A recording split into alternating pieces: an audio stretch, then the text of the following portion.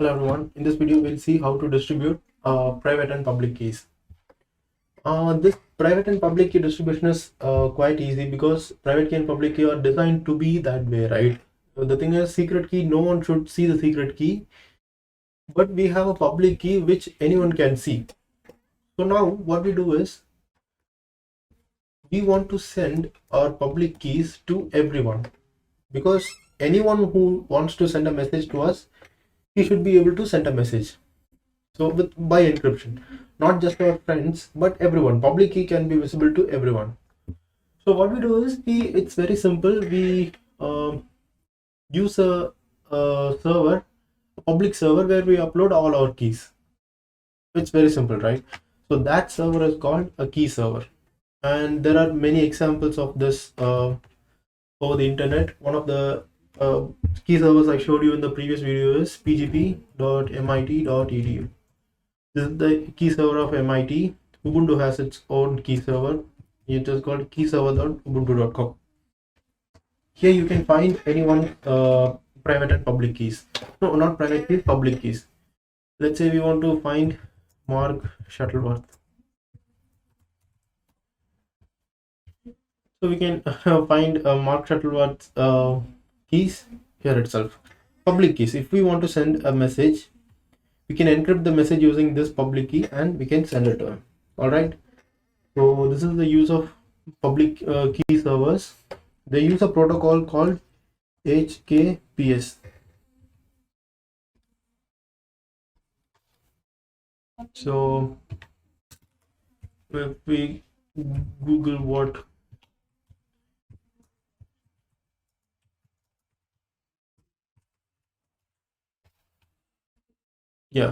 so here it is. So it's a similar protocol to HTTP. So it is used for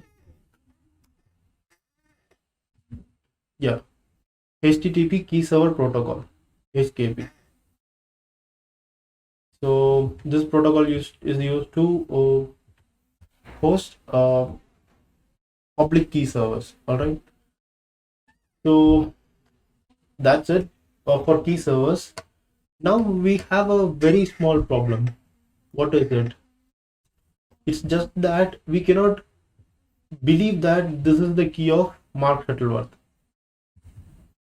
We said that this is the key of Mark Shuttleworth because we found an email address. We don't even know if this belongs to Mark Shuttleworth, right? Now what we do is, we have something called a certificate authority.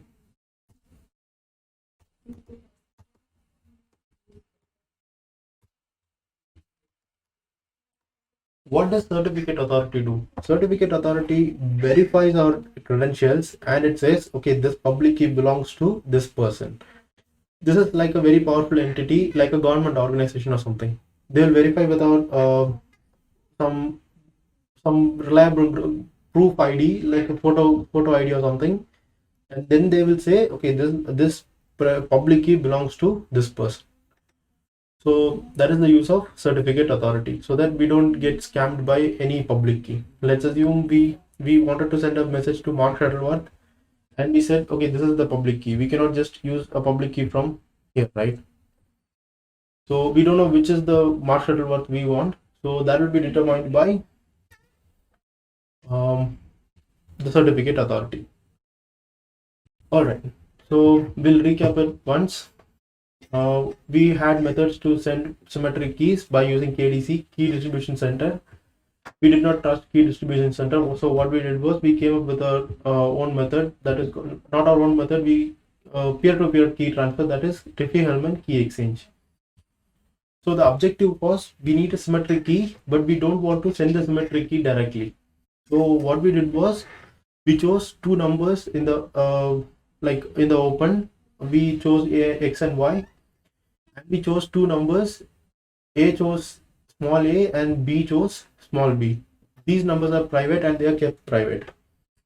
Then we calculated number 1 by x power a mod y, and then we calculated number 2 x power b mod y, and we exchanged these numbers, x power a number 1 and number 2. Now the key is calculated by the other side's number power our secret number mod y. So key is calculated by number 2 power a mod y, or and b calculates the key by number 1 power b mod y. And what that results in is x power ab mod y, which we will use it as the key for our communications. Then we looked at something called a key server, where we will store all our public keys. These are servers run by these are servers run out of what is it like for non-profit. They don't get anything out of this. MIT runs it for public service, and they use a protocol called HKPS. HKP is an unencrypted protocol, and HKPS is secure. That's all, like just like HTTP and HTTPS. So they use this protocol for storing the key. And then we looked at something called certificate authority, because we did not know if this public key really belonged to the person. What this this certificate authority does is it provides certificates based on our public keys, and it verifies that this public key belongs to this person. How it verifies this? It verifies by signing the certificate with the certificate's authority's private key, so that we can verify the validity of the certificate, but we cannot forge the certificates. All right. So yeah, that concludes this module again, message integrity. Now we have all kinds of tools so that we can guarantee the message between any two entities over the internet is secure. It is confidential, and it is integrated. It preserves integrity. Now the third one was availability. So we were talking about preventing DDoS attacks and everything. These things will be covered by some other person in the upcoming videos. So yeah, I wish you good luck, and I'll see you in some other module. Thank you.